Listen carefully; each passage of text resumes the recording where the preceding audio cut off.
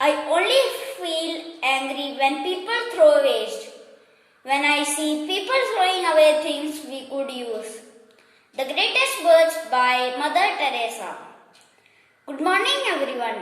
I am Parthiv. Today is 28th July, Nature Conservation Day.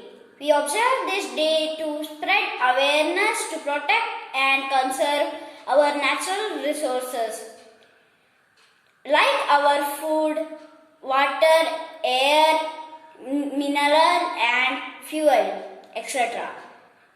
We should protect our natural resources, otherwise this will end once. We cannot imagine a world without natural resources.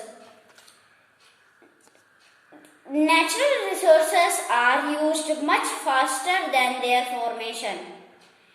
It is essential for people to understand the current situation of our world.